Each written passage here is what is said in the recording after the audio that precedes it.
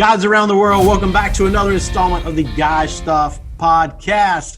I am your host, Anthony Claiborne, joined as always by the most wanted man in Thailand, John the Red Man SB. We are back as we continue to serve out our community service, and we are excited, stoked beyond belief today to have an amazing comedian with us, Mr. Bob Smiley. You said that exactly the way I wrote it. Thank you for not ad-libbing or going off script. That was perfect. We do what we can. We do what we can. We try to. We have a little teleprompter. You know, Anthony has a little teleprompter up there to make sure we stay on track. There's all kinds of stuff. There's like people behind here. We are high class, man. We're high dollar. As you can tell, we're high tech, high class. Did you just put your arms up so I can see your tattoo? Is that why you? That's what. But if you want to see it, there we go. He did. Don't keep pulling the sleeve down. I don't need. I'm trying to eat here. So. That's a different podcast. Yeah. It goes all down the side of his arm. I usually charge for that. Yeah. Oh man, Bob, thanks so much for coming on, brother. We really are excited to have you, and just to hang out with two idiots, and hopefully Jesus is glorified through it. That's our goal, man. So, thanks. Yeah. Well, I'm homeschooling our 14-year-old. So when you asked me, I was like, absolutely, I will take an hour break. I have to do fractions. There you go. I'll start with that. All my life, people kept telling me like, why, I would say to my teachers, like, why do I need math? Why do I need that? So you can homeschool your kid. That's the answer. That should have been the answer years ago. And I would have paid attention then. But exactly. I didn't. But no, like, and they told us that lie too. You're not always going to have a calculator. You got to learn how to do it long. And I'm like, oh, really, woman? I beg to differ. Yeah. Yeah. Right. Oh, that's what I'm doing though. I feel so in high school. I probably should admit this, but looking at your hat, I feel like I can get away with a little more. Oh yeah. I used to not cheat, but I would bring some helpful hints on pieces of paper that I would keep. And when reminders.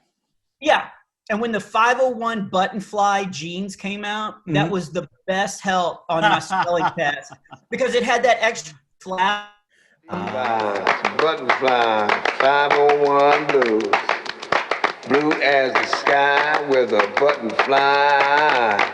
You gotta understand I'm a Levi's. 501 natural.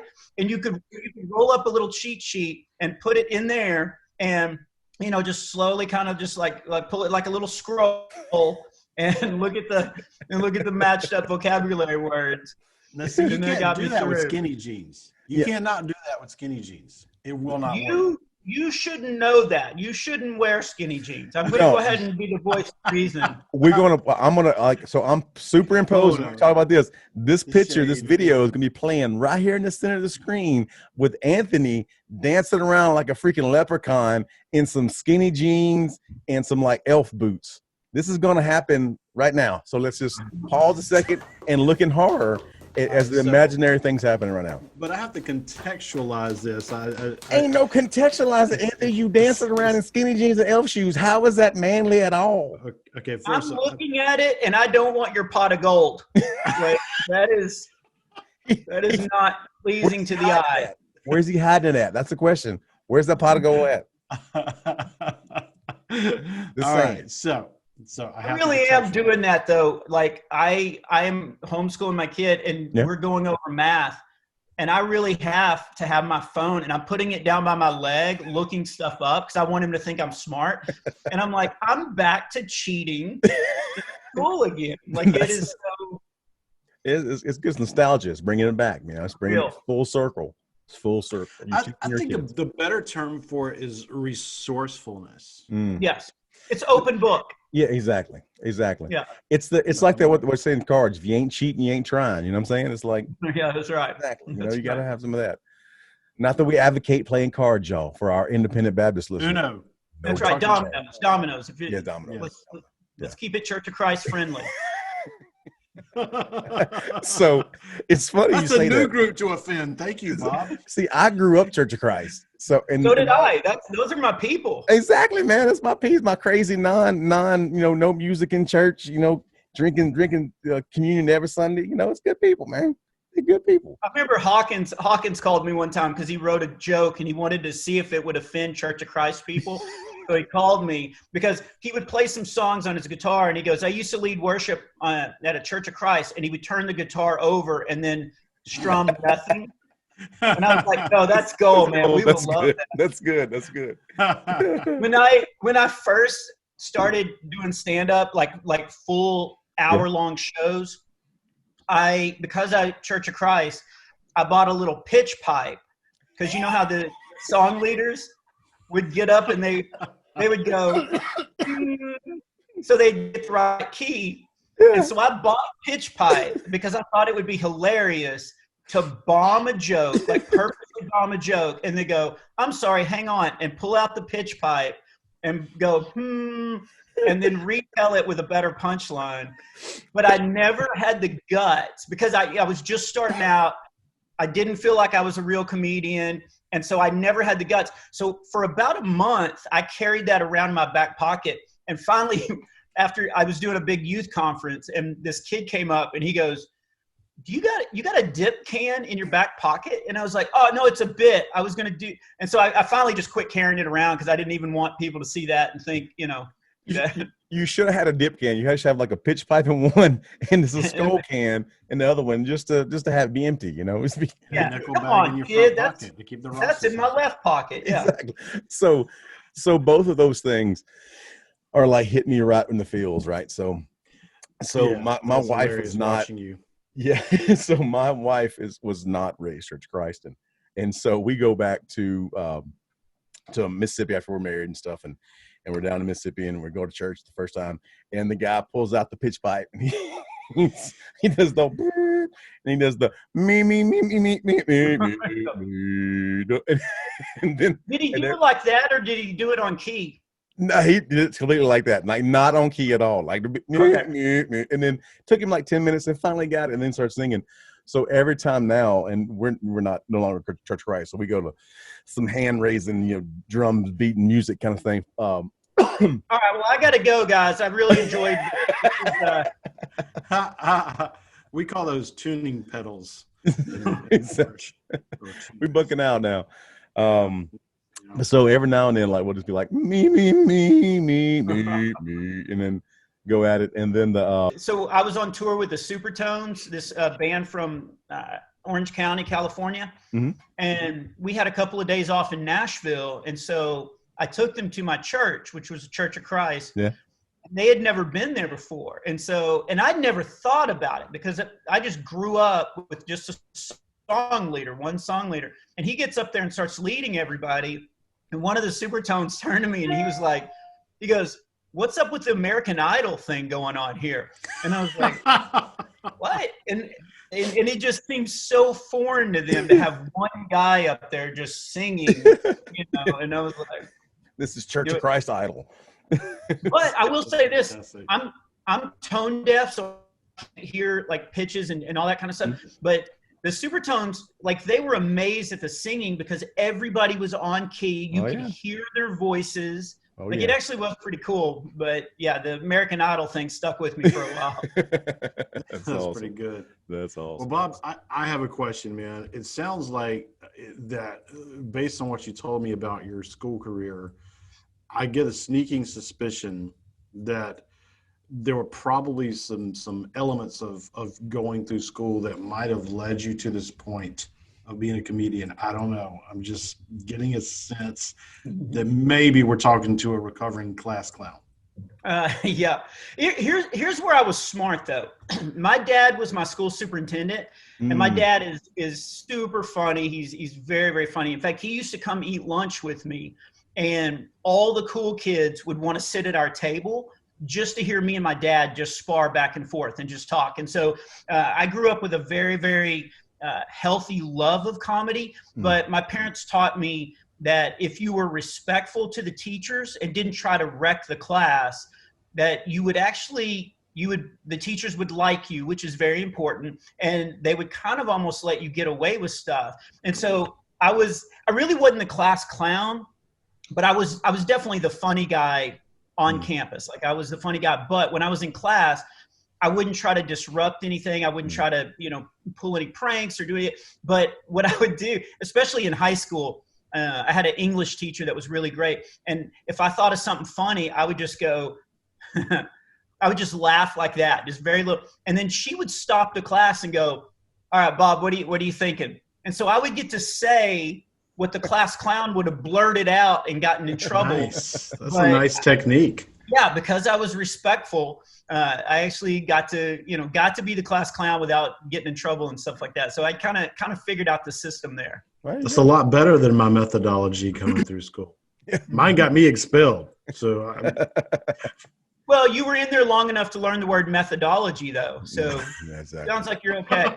I had no idea. I'm like, what meth? What are you talking about? I'm Anthony? sorry. That's what they sell down in Mississippi. Exactly. Yeah, Jonathan perked up all of a sudden. Exactly. Hey, wait, meth? What? He heard a buzzword. Don't be burning your lips, John. Like, what's going on? Hey, man, what's going on, man? What you got? That's why that one corner of your beard's all burned. Exactly. It's all messed up. I mean, have you seen my tooth?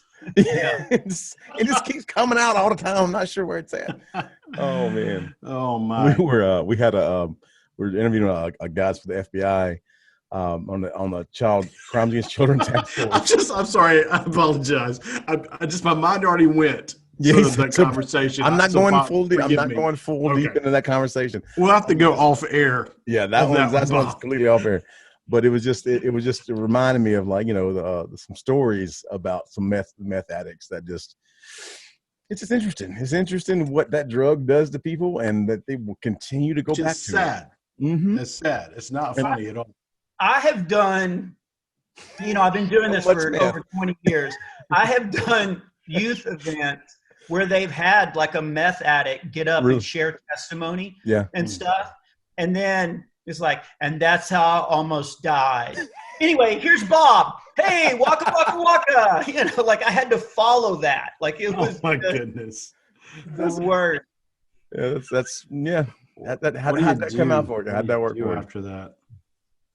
Yeah, there's no following that. Like can't be like, hey, let me tell you this joke, kids. It's all downhill from there. Yeah. I had to stab my grandma in the throat. Bob, come on. Just like I would do youth camps and stuff like that where they would have just heavy songs, and Jesus died. All right, now we've got a comedian. It doesn't work. Okay, you bring up a really great point. I think one of the you may not know, Bob. I spent a lot of years in full-time ministry, and one of the things I was always fascinated by was we struggle with trying to find like the balance of atmosphere. Mm-hmm. You know what I'm saying? It's like you talk about schizophrenia, like especially in youth gatherings. It seems to be the worst in youth gatherings, where we kind of go back and like we'll set that tone of like reverence and God is holy and just and sent his son to die for you, and then we completely mess it up with a pizza gag. Yeah, that's why you have a concession stand to take a break. Like take a 10-minute break, let them go get a snow cone, and and then let's have the comedy show or something. There's a way to do it, but I've been thrown in every situation like that. So, like, I mean, I've watched a lot of your stuff, and some of the stuff you try to come out with is like with the dry comedy bar. Do you do that, like the tour, like the normal comic clubs kind of thing? Like I know Brad did a few of those, and do you kind of tour those, or are you strictly with like mostly churches and different or different venues like that? Yeah, about 90% of my shows have all been canceled. But back when I was a working comic, when I wasn't an Uber Eats driver, it's great. It's like a video game for me, and it is paying our bills right now. So I'm actually. I really am. I'm jumping in the car. It's like Grand Theft Auto, and hold on. Hey, you can get a lot of material like that. So literally, you're like driving an Uber Eats car. Yeah, because literally all my shows canceled, and we've got 5 tax deductions, all boys. My oldest, who was in college, but took after me, not bragging, but got asked to leave college. And so he's moved back in. So we have 5 kids living in our house. And all of a sudden we're looking at all the bills coming in, and, and I do some others, like I write for Focus on the Family, and there's, like the Dry Bar comedy specials, that brings in some royalties. I'm on XM and stuff like that. But the bills are not honoring the COVID quarantine. They're just showing up. Yeah. They're showing up, not staying 6 feet from us. Yeah. And so I started Uber Eats driving, and it really, I seriously got into it. It's so, I said it was like Grand Theft Auto, but I'm in Texas, so it's more like Red Dead Redemption. But guns blazing. Yeah, in the first week, I'm running a big bag of wings up like 8 flights of stairs in an apartment complex, and I'm like, this is Donkey Kong. Like I'm in a video game. There's some old fat woman up top throwing like her hair rollers down at me. But I got the wings up there, and I got some coins. That's cool. That's good. There you go. I leveled up. It was. That's awesome. Yeah. So to answer your question, before all this hit, I would do about 90 to 100 shows a year. Mm-hmm. And about 95% of it was at churches. Okay. Every once in a while, I would do a comedy club. I'd never done an open mic night. I you guys know my story. Like do you know, like I'm married now. We're a blended family. Do you know the whole story? Just so what we've seen off, YouTube and those kind of places like that. So I don't tell the story. Yeah, go ahead and tell us the story, brother. Yeah, so I was married for almost 18 years. We had 3 kids. She met somebody with bigger bank accounts. And I usually do this. I usually pull my bicep up for the joke, but and I can laugh about it now. But at the time, it was really depressing because I was a single dad with three kids. That's why did I start this story? What were you asking me? We were talking about Donkey Kong and going into that, and then being a drug mule. What was it? Comedy clubs. Oh, comedy clubs. Yes. Yeah. Okay. So I'd never done an open mic night.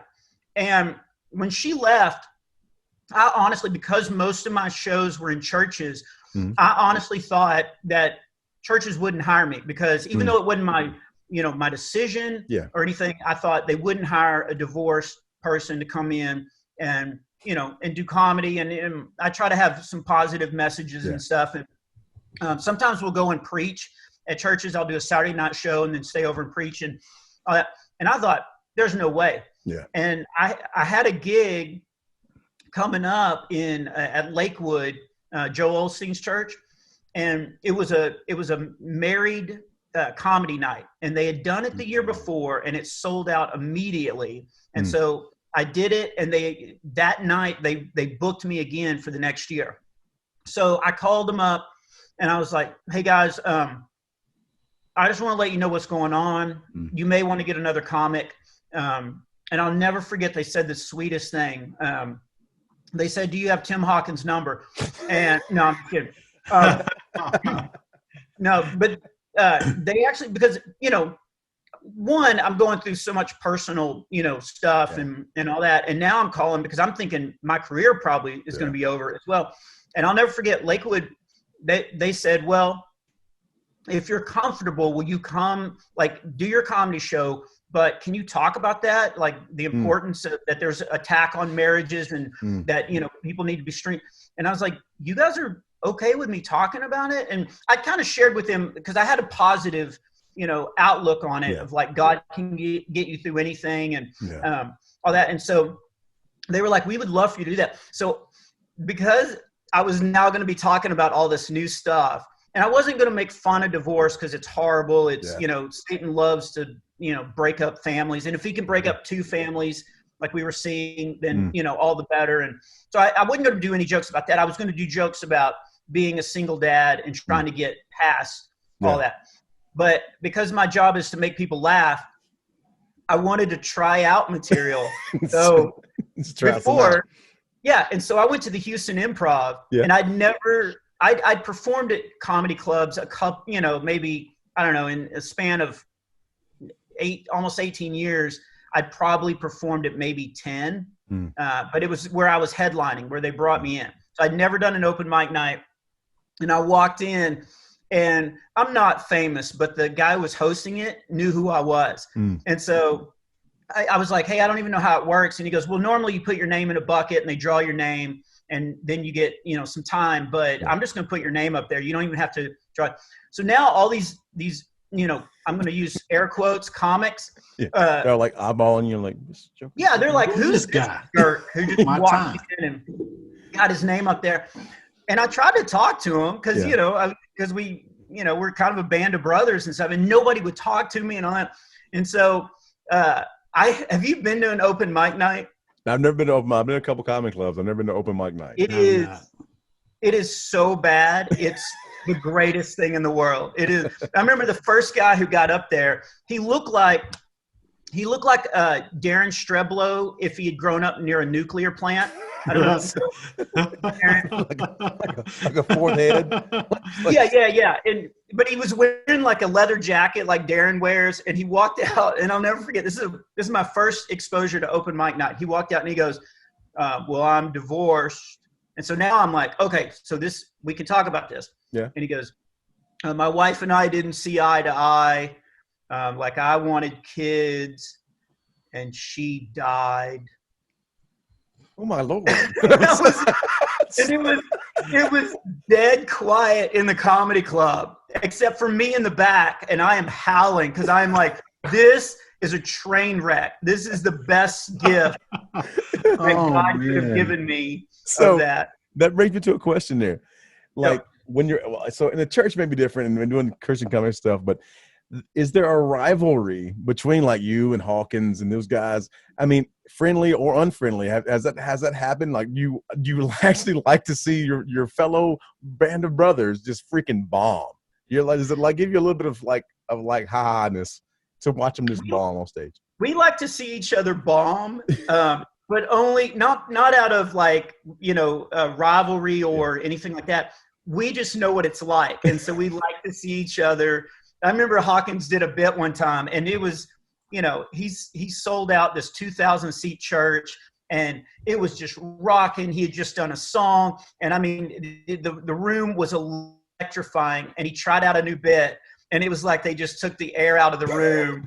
And he just looked over the side of the stage, and I'm over there just dying laughing, like, tell it again, try it again. See, I can't help but picture like this open mic thing, like the comedic version of like 8 Mile. Yeah. Like, is that what it's like? That's what it's like. Everybody's standing, waiting. Most of the comics don't even listen to the other comics on stage because they're waiting to get their 3 minutes or whatever. Yeah. And again, I will say this. I'm kind of proud of this, but the Christian comedy world, we've kind of built this. We're all rooting for each other. All tides raise all ships. Like we try to bring each other out to open for us whenever we can. Like there's not that. Wait a second. You need to tell me, after like 2,000 years of church history, Christian comedians are the ones who they're holding the banner. They're holding the banner. To be like supporting each other. We did it. Holy smokes. No, you actually, before we started recording, when we were doing all our A material that we wasted, that wasn't recorded, you mentioned Brad Stein. Yeah. I remember I was emceeing a festival. It was called Kings Island in Cincinnati. And I was just starting to be a name and, was booking shows and everything. And there wasn't a lot of Christian comedians out there working. So I was kind of moving up, and then he showed up out of nowhere. And all of a sudden he had to put a helmet on bit. And, he was just like he all of a sudden was it. He was, and he showed up. And I remember just looking at him, and it was the first time I'd felt jealousy. Like, I honestly didn't feel that. Like man, I've been working for like 5 years to build up to MC the festival, and he got to go out. But it was, so this is, and I've told this story. We have the CCM, or not CCM, CCA, the Christian Comedy Association, where we meet every year, like all the comics get together to solve the church's problems. Oh, that's cool. And, that's good. we're doing it. Sounds like a place for it. Yeah, give us the report from that next year. Yeah. But I've told the story because we are very adamant on we are all encouraging another, because the secular comedy world is very backstabbing and try to get ahead and try to tank other people, and it's not a fun band of brothers, so to speak. But we really try. So Brad went out, and he went on about 4 o'clock in the afternoon. And killed. And I'm standing on the side of the stage and I'm like, well, there goes my career. Like now, here he is. And now, I'm going to take a back seat again. And then there was a rapper that was supposed to perform and he was late. And so Brad walked off stage and the stage manager turned to me and he was like, can you just go out there and do like 20 minutes? And I was like, okay.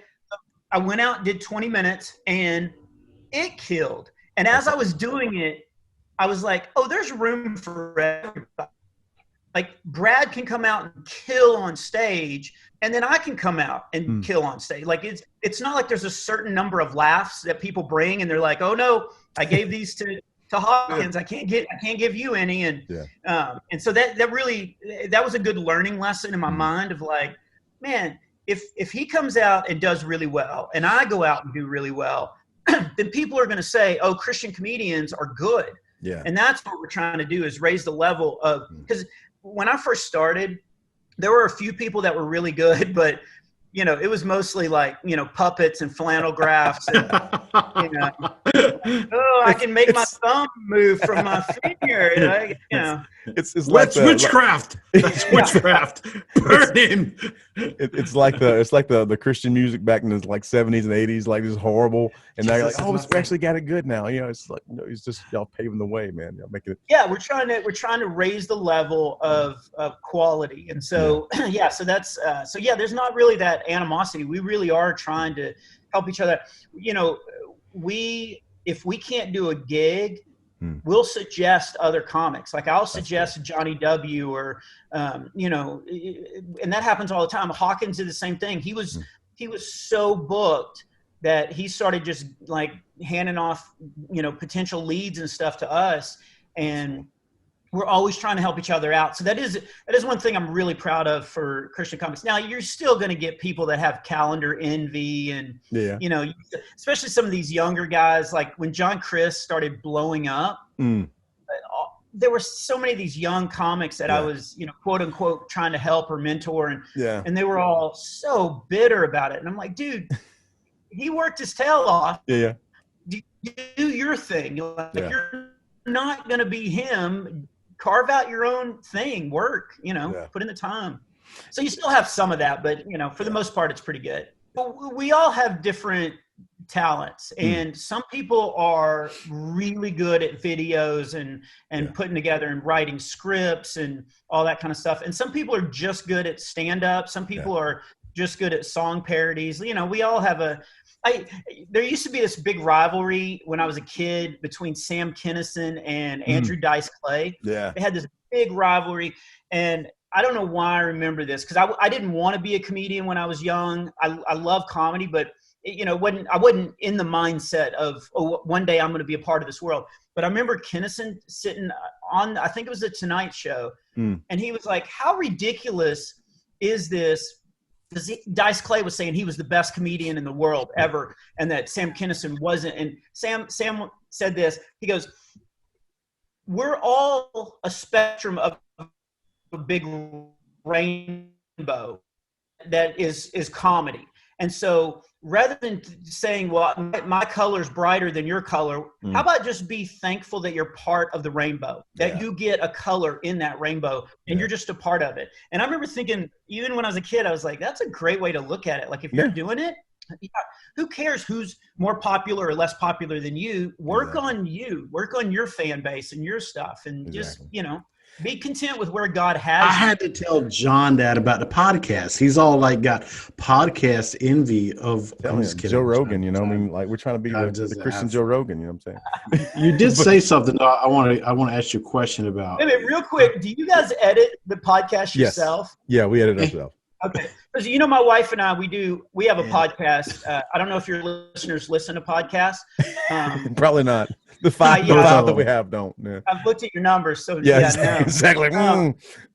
But we kind of knew. Yeah, we do a podcast called Hook, Line, and Smiley. Yeah. And I edit, and that's what I was doing before we started this recording because it comes out Thursday mornings. Yeah. So I was editing it, and I wondered if you guys. So I was making a mental note to not have you have to edit some things out. It's all right. We edit all the F-bombs out. It's fine. Out. Yeah. I just do this. I just go like this. You're making a point. I just do this. I can watch the whole thing and go, oh, there it is. Every now and again, something still gets through. Oh yeah, we had. What was the one that slipped through last time? I'll listen back and I'm like, hey, bro. So we did one with like, you know who George Johnson is? He's a no, but if he asks, tell him I got real excited. You get it? Okay, go over there. So we'll cut this part and we'll make it like really excited. He's a Christian filmmaker, so he made the first Christian thriller called My Neighbor. He's making a movie now called. Oh, okay, yeah, I do know him. Then. Yeah, super cool guy. Good job. That was a good way of acting like you knew who he was. And so anyway, he was on. Real good guy, I love him to death. And then we had a couple of the actors from the show on, and we had the female lead, Jessica Colian, I can never say her name right. Coloian. That's it. Coloian, like colon. Never mind. But then at the beginning of it, sorry, Jessica. We talked about some experiences that Anthony had. And, we get a little rowdy. We get a little fun. We get kind of, and so I said one thing across the line. It wasn't even across the line. It was like not even near the line. Anthony going to lose his mind on me for leaving it in. And it was like, it was fine. It was that, we don't cuss on it. It's fine. It's, we're adults. So anyway, so I just said all that to say that whatever you want to edit out, we can edit out. We get it out. Just let us know. You just let us know that, Mr. Bob. We get it Back to my question, John. If you want to slam Tim right now, you can slam Tim. We'll you say whatever you want to. You can let your heart out. Let your heart out. I think he's getting better. I think he might make it. So I don't have anything negative to say about my opener. So what did you want to do? What was your like young Bob? What did young Bob want to do before you discovered comedy? I wanted to get to the point where people would ask me to do their podcasts in the middle of the day. Well, there you go. And that was really my goal. I was going to be a teacher. Yeah, we're done. I can retire, which is good because I am retired now. Thank you, COVID. Thank you, COVID. No, I was going to be a teacher, going to be a principal, and then I was going to be a superintendent. I was going to kind of follow my dad's foot. Yeah. And my mom did the same thing. She was a teacher, and then she retired as a principal. So I really thought that I would be, and I picked elementary ed because I already knew most of the alphabet.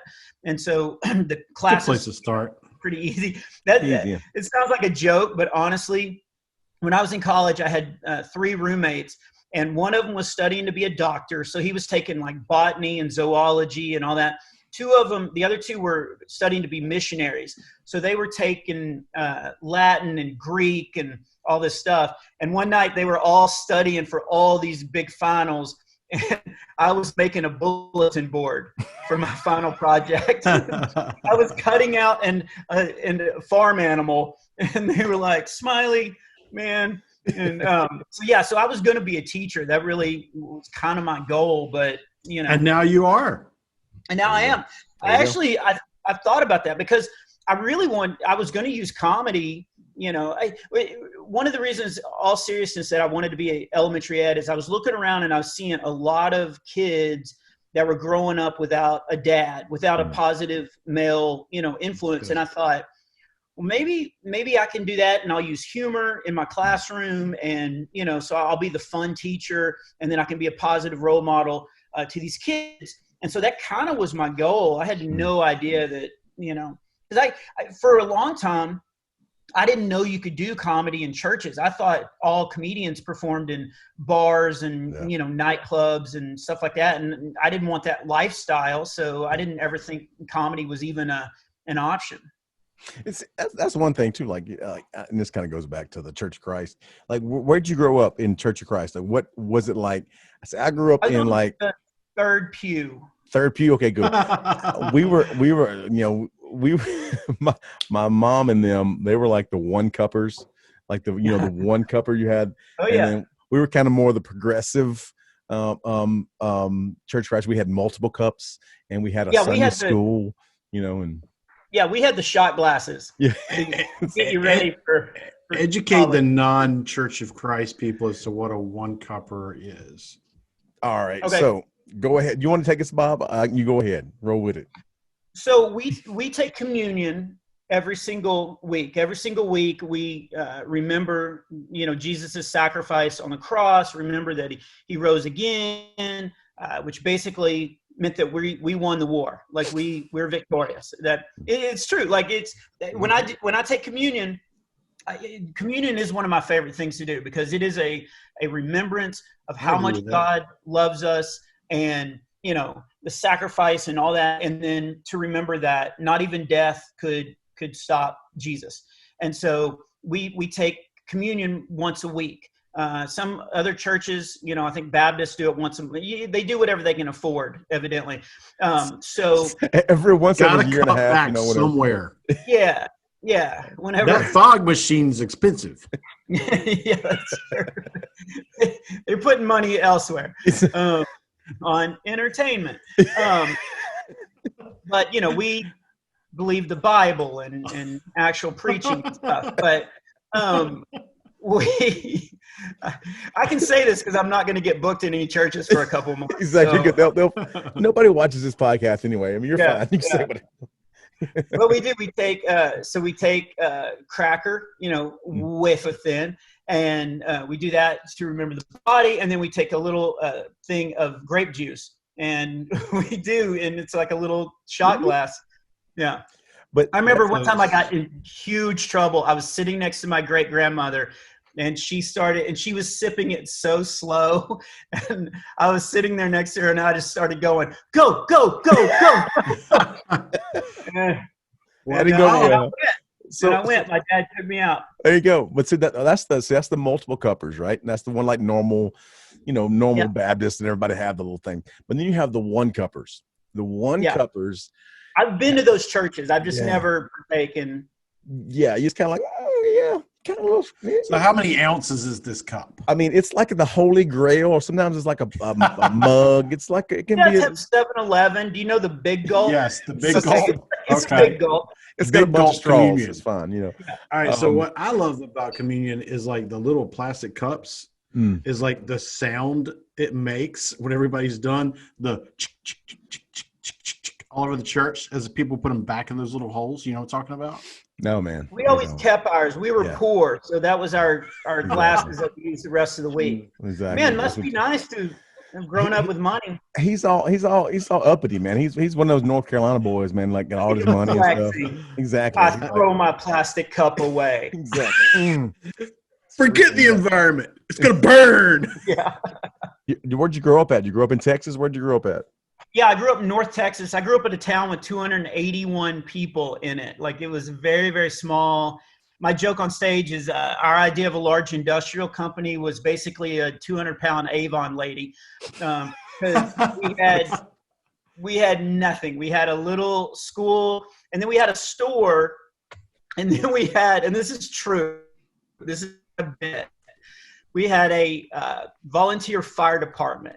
And the store, I got a show near there last year. And so I drove through the town's called Era. And I drove through it, and the store had burned down, which is right next to the volunteer fire department. High class right there, buddy. It's high class. We couldn't, and my dad and I were actually on the volunteer fire department when we lived there. Yeah. And our motto was "Save the chimney." That's the last thing standing. Is it? That was, as long as we could save the chimney, we felt like we'd done our job. That's good. That's good. Oh my. Yeah, That's fantastic. that's some good stuff there. I never could get into the volunteer fire department stuff. It never drew me. I mean, I grew up in Mississippi. I grew up in the South. I grew up redneck, but I never was that redneck. I never could make that tick. I was like, I'm going, because if you're going to volunteer fire department, you redneck. I mean, I don't care where you at. You carried your pager to school. Oh yeah, and you hope that thing went off. You hope that thing went off in class, and you just got up and walked out because you had business. Put your little light on your truck. I actually don't live in Houston. I live in a town called the Woodlands, north of there. But it's a really rich. So I'm on the volunteer fire department, but we only use bottled water. very throwing out Fiji. Just throwing out Fiji water. Fiji. That's great. Yeah, we're Catholic. We're just sprinkling you. See, I'm thankful for the volunteer fire department where I grew up because they saved my bacon once. The only real bacon or just your butt? Well, they kept me from getting a ticket. Oh, okay. So the only wreck I ever had growing up, it was raining, and there was this intersection that it was like a T intersection, and there was a ditch, and it might shock you to find out I was running a little too fast as I came up to the light, and I hydroplaned, and it was a little humorous because it was back in the days of tape cassettes, and I had my woman wooing cassette in, which was Kenny G. And so I nosed. Wait, hold up. We're going to stop right there. I have something I want to add too. Go ahead, Go ahead. Look, after you. Did you see him flex again? Your town had a light. Exactly. We pulled about the red light. We got a stoplight. Look at us. We had asphalt. Yeah. Throw a plastic cup out the window. Yeah. Exactly. He's all like that. My gosh. But then he's gonna be like, you ain't moving no woman with no Kenny G. Look, man, you can front that anyhow you want to. That was woman from Mississippi. That was your personal tape that you had on rocking Kenny G. That would require Bocephus. But anyways, so I nosed into the ditch. All right, I actually pulled it up so you could hear it. So imagine, I have this crash. I'm like, bam, right in the ditch, and this is what I hear. So I'm sitting here in the ditch, man. The crash made the tape cassette go in and start playing. I'm sitting in the ditch. There's something wrong with you, man. There's something wrong with you. We established that long ago. Well, one of my friends that was on the volunteer fire department passed and saw me in the ditch. Oh, they passed, died. Within minutes, they had come down there. And they pulled me out of the ditch, and they had me sitting beside the road when HP pulled up. There was nothing for him to investigate. So they saved me from a ticket. He was just like, what happened? It's all good. It's all good. We're great.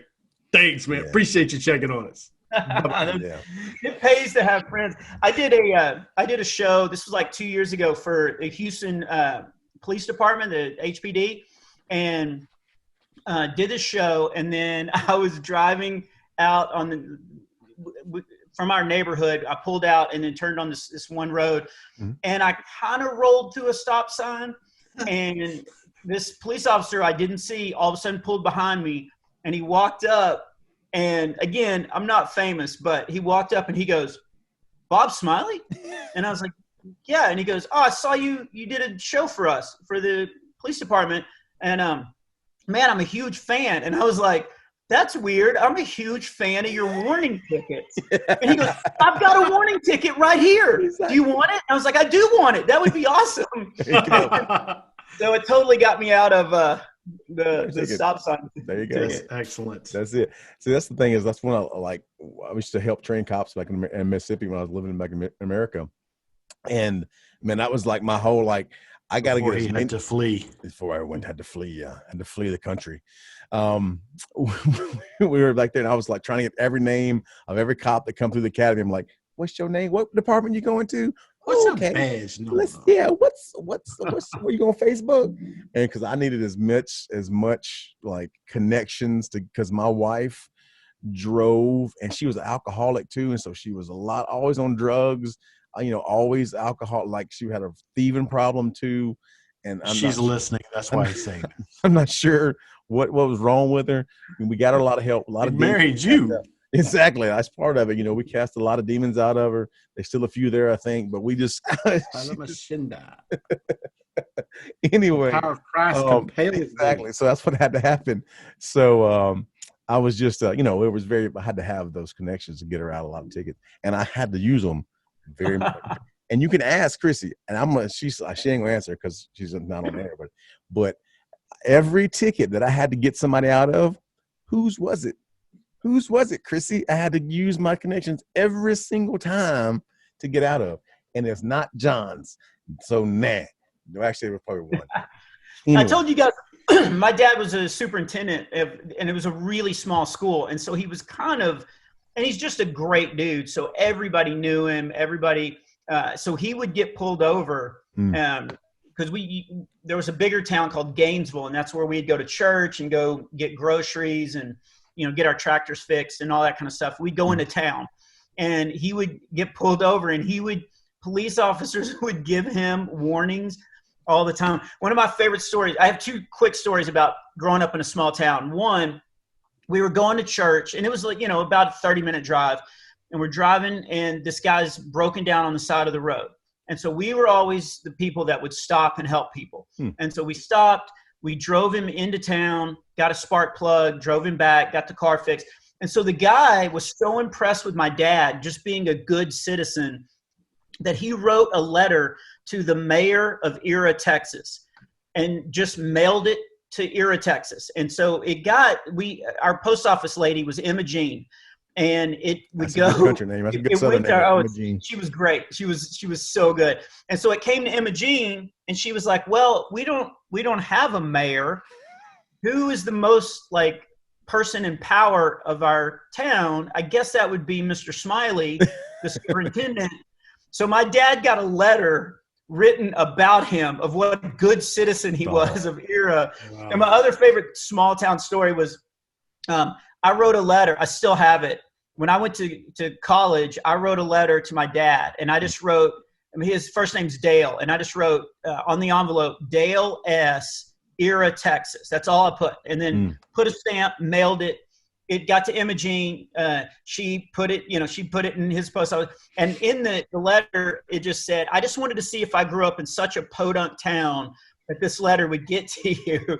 And so my dad, who's really funny, wrote a letter and addressed it to Big Ears Bob, Abilene Christian University, and mailed it. But then he called up to the post office, which was in the college, it was in the college, and told them to be on the lookout and to put it in my post office box. So I got it.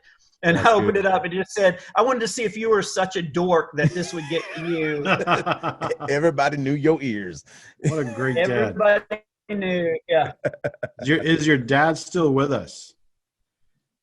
Not right now. He's on his farm right now. So good. No, he's not. No, he is. Yeah, both my parents are still alive. Good. Yeah, he's not here with us, or he'd be taking over the life. Are you sure?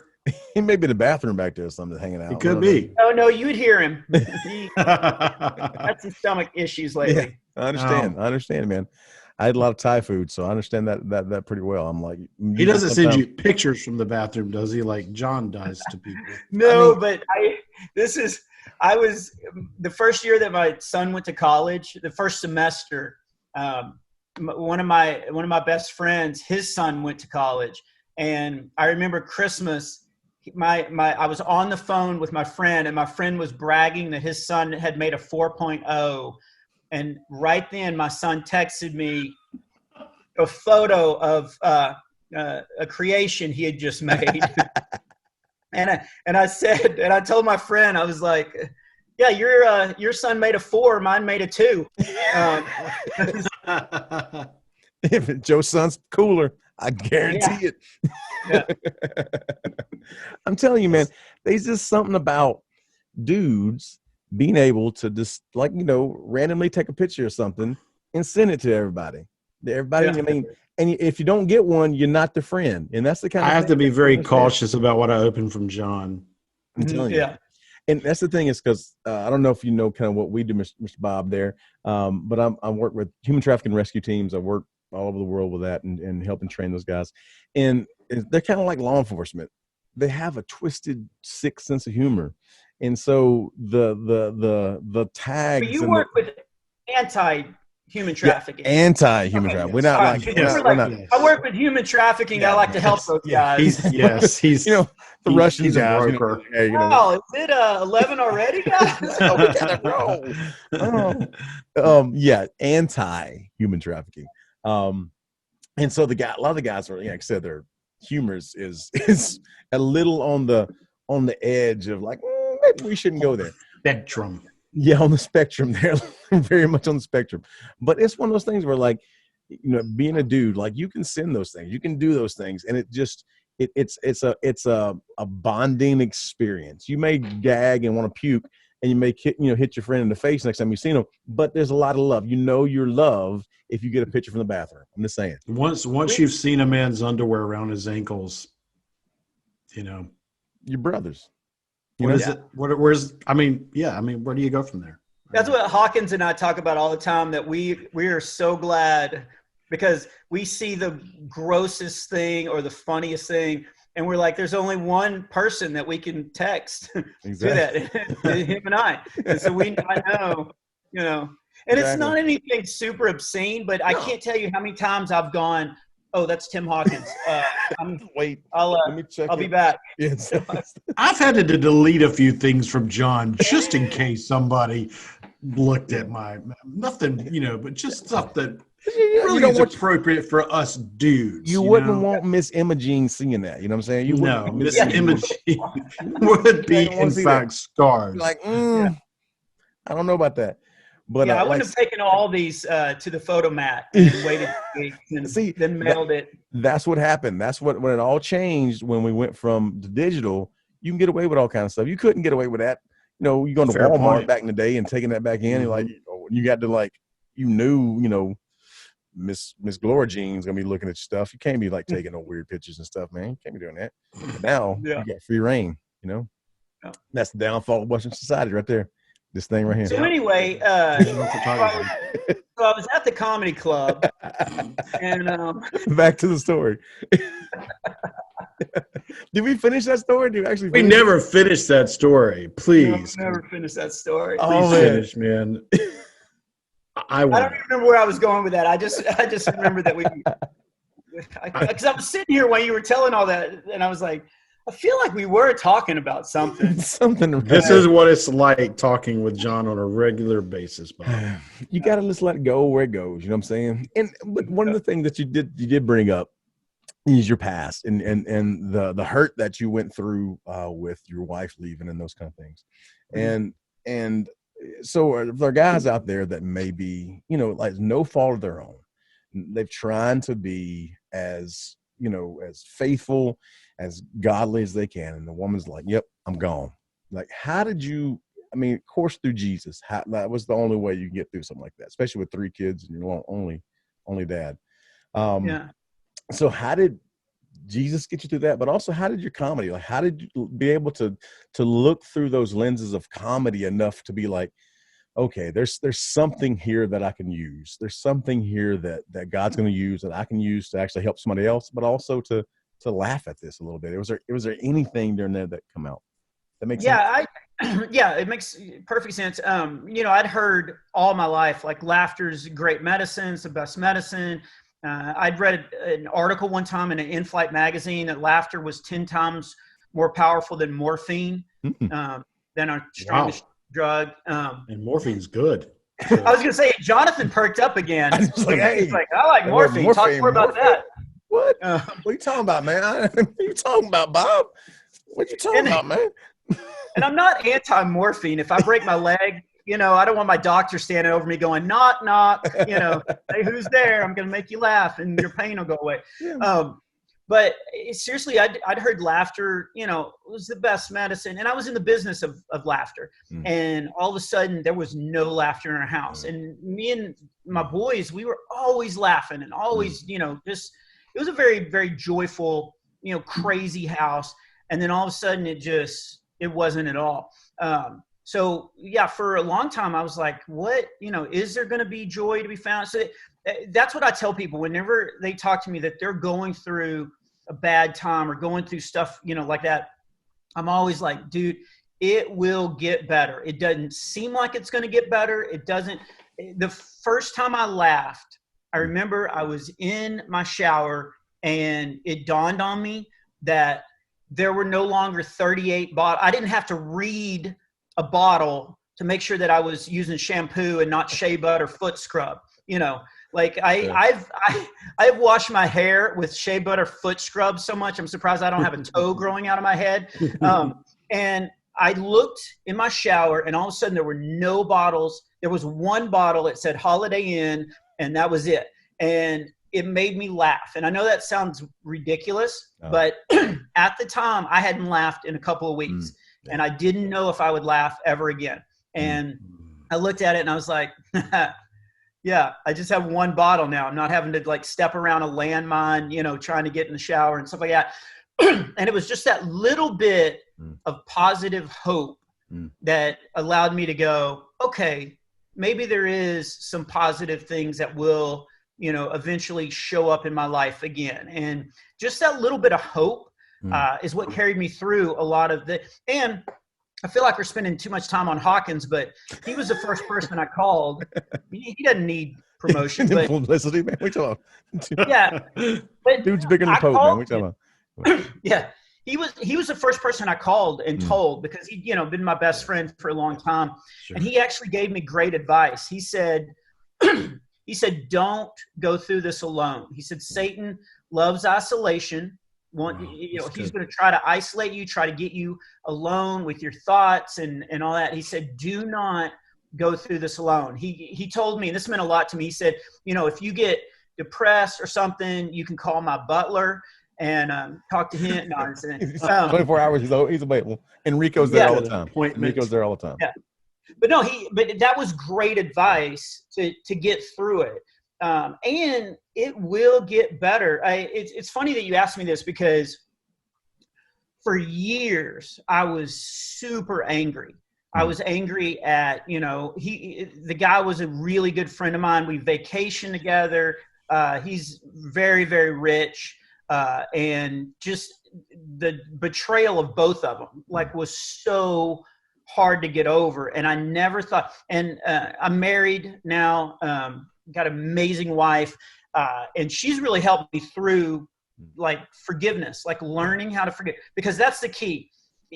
Until you can forgive, you're going to have this ball of anger. And we always talk about anger is like allowing somebody to live rent free in your mind. It's just, you don't need that. And there's a famous quote about being holding on to anger to somebody's like drinking poison and expecting it to affect them and stuff like that.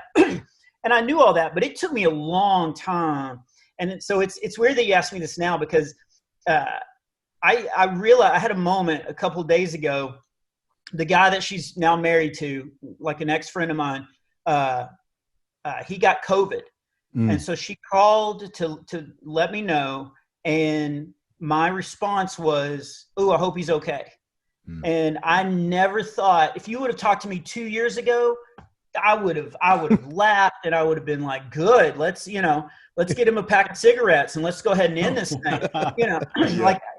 I really would have been in this state of just finally some justice, revenge, some justification, some accountability, all that stuff. Yeah. And my first thought really, and I'm not saying this to make me look good. Yeah, no. It took years to get to that point of, you know what, we all choose different paths and we make decisions, and sometimes good, sometimes bad. And it was very freeing to realize that I'd let go of that kind of anger. So that's what I tell people going through stuff like this, is that it may take a while, but work toward getting rid of any anger or spite, because that's just going to weight you down. That's going to totally weight you down, and you're going to miss out on a lot of freedom of just being able to get up and enjoy life, as you go through this, walk around this small pebble we call Earth. Yeah.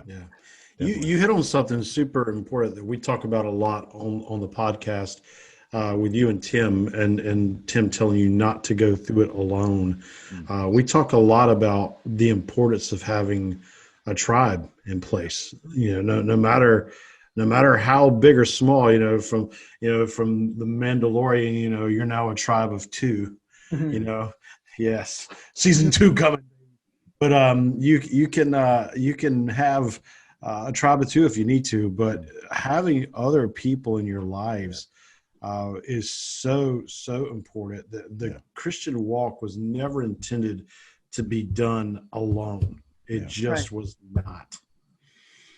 Yeah. It really isn't. And that, I mean, honestly, I would not have gotten through it. Yeah. All joking aside, I wouldn't have gotten through it if I couldn't pick up the phone and call, Hawkins or Strebler, Johnny W, or, all those guys that were just there for me. Like just, and we didn't even talk about what was going on. Yeah. I mean, they knew me all through that, and we wouldn't even talk about that. We would just talk about, Snuggies and, weird commercials we saw, and, just get that as Snuggies together. I mean, was that like, I got a Stormtrooper Snuggie. I've got a Batman one, ironically. I got a Batman apron. I don't want to see it. John has. He just wears nothing under it, just a Batman. Yeah, I know. That's why I didn't want to see it, because I feel like I know you guys well enough exactly. now. We'll send you some pictures later. We'll send you some pictures. It's good. We got 2 more guys you can send pictures to. Yeah, you got my number. It's 911. Yeah, exactly. I'll send them straight over. But that's one thing that we talk about with guys too, like you kind of hit on, was it doesn't necessarily have to be talking about, all this feeling stuff and all getting it all out. It's just basically spending time around other guys, doing dude stuff, man. Like I'm telling you how many times we had therapy sessions sitting on the back of a truck, just sitting there talking, some guys like cigars, some guy, whatever, just sitting there talking and being guys together with all of our hearts focused on Christ. And it just really, that does draw us together. Even if we're not discussing what's going on, there's this healing, there's this comfort, there's this thing that I believe is the Holy Spirit that is kind of, that when we're in communion together, when we're connected together, that the Holy Spirit in me is going to be communing with the Holy Spirit in you. And then we're going to be able to work through this, and the Holy Spirit do a lot of healing through it, even if you're not even talking about it. Now that's not saying you shouldn't talk about it, but there is even that time of just going fishing with your buddies and just hanging out is a good thing if you're doing it with the intention of glorifying Christ. Yeah, perfect example. My oldest son, he was pretty, he was old in high school, and so he was, he saw what was going on, and so he was pretty hit hard by it. And one of the greatest times was we went away just together, just spent some quality time together, just burning her wedding dress and just watching. That was a good one. We didn't talk. It just, it was soothing. Yeah. And very warm. It's very cathartic. And no, but honestly, it is exactly what you said. There were times where I would sit on my back porch and I'd have a friend over and we wouldn't even say anything. We would just sit there for the long time. I actually felt like I really like Gary Shandling. Gary Shandling was one of my favorite comedians. Yeah. And I'm also a huge Tom Petty fan. So they were good friends. They actually lived close to each other. Yeah. And Tom Petty was going through, he had a lot of legal problems and he was having some problems. Gary Shandling was going through a lawsuit. And so they were both at really dark times at this one time. And they talked about how Tom would come over and just sit on the back porch and they wouldn't say anything. And at one point, Tom Petty just looked at Gary and he goes, "It really is the end of the world, isn't it?" And Gary was just like, "Yep." But that was it. That's all they said, because they both were just going through such, but they were just together. Just the fact that they were together. And I remember hearing that in an interview, and I remember thinking, that's what we need. We need buddies that'll just come and just sit with you, just when you just don't want to be alone, but you don't necessarily want to say anything, and take those moments. We're built for community. Yeah, definitely. Never underestimate the be with factor. I think one of the struggles we have, I think, in the modern church is we have overcomplicated some things, I think. we feel like, and it's good to have processes. I'm not saying it's not good to have processes, but sometimes it's just more effective just to be with somebody, and if you're walking with Christ on the day-to-day, the Holy Spirit's going to speak into that situation. And so I would encourage you guys out there, whether you're going through something right now or not, make sure you're in community with other believing dudes, because there's only really one or two states. You're either coming out of something or you're going into something. I mean, that's just kind of the world we live in.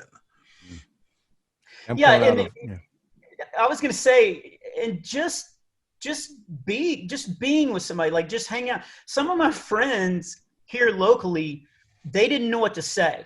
And, and I realized they were kind of in an awkward situation because they knew the other family, they knew the other husband and wife and all that, but they just quit calling me, or some of my friends wouldn't say anything, but like they mailed me a books, like books to read. Yeah. And so I'm like, well, now I'm depressed and have homework. Like, what is there a test on this afterwards? So I can have a quiz.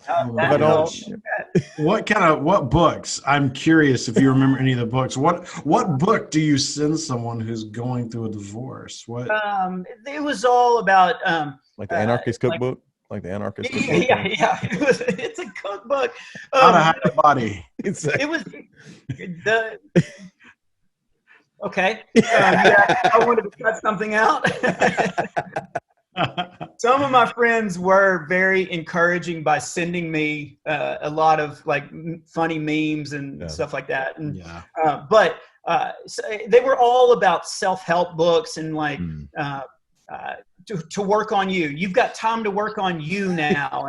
And stuff like that was not helpful. And some of my friends, I was in a life group and they were oversensitive because they didn't know what to do. I remember one time we were trying to come up with a movie. We were going to watch a movie on Friday night. And one of the ladies, she goes, "How about Home Alone?" "Oh, I'm so sorry, Bob. I didn't mean." And I'm like, dude, I'm not I'm not a 9-year-old boy who's. What about Bob? And I didn't say anything because I was busy crying. But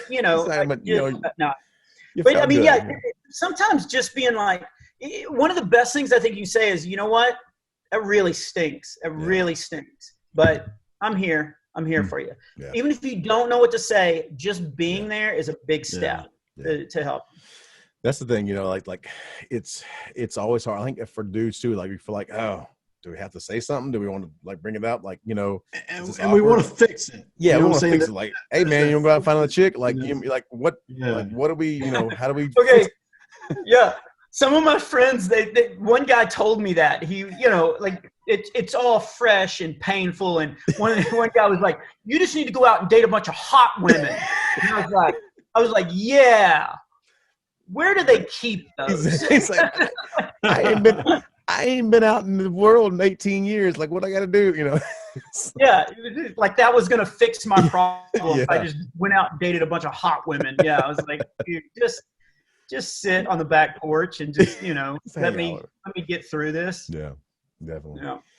Well, man, that's I know that's the thing is that, but the good thing is I think when we go through those times and we're able to see how God works through them and to come on the outside of it and be able to encourage our brothers going through it, the encourage them on the side. Like when Jesus told Peter, like, I'm going to restore you. When you've gone through this, I'm going to restore you and you're going to be a blessing to those that come after you. And that's kind of what, we want people to understand from your story as well. Is like, man, like, God has brought you through something that you had, you were, wasn't any fault of your own that we can know, like, who knows that, but somebody just, took off with somebody else, and that's, and so for guys that are going through that, God hasn't forgotten you. It's not something that you need to know that God's not going to work through, and God can still use you in ministry. That's another thing too. I think, like you said, like you were so scared, like my career's over. Nobody's going to get through this. That's a lot. I think even guys and people in ministry, like even with sin struggles in your life, you're like, man, if this comes out, I'm done. There's no hope for me. And I think that's a lie from Satan that gets in there and really just festers and can cause a lot of damage. So any of the guys out there that's going through something, that's dealing with sin in your life, man, get with that community, get with your people around you, get accountable, walk life, do life with each other, and in order to, like I said, to come through these things, in order you can encourage some of the younger guys coming behind you. So anyways, I just wanted to.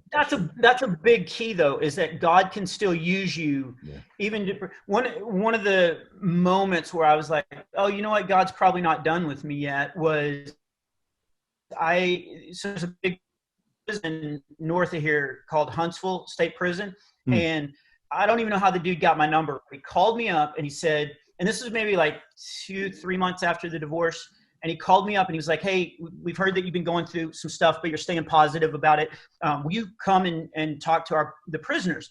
And I'd never done a prison before. Yeah. And it was scary. You can bring your ID and one key, and I picked my sharpest key. And you walk in, but it was like, but I'm standing in a gym and I'm broken. And all of a sudden they're bringing the prisoners in one by one. And the first guy who came in, it sounds like a bit. It's not. His name was Angel. He looked exactly like you would think.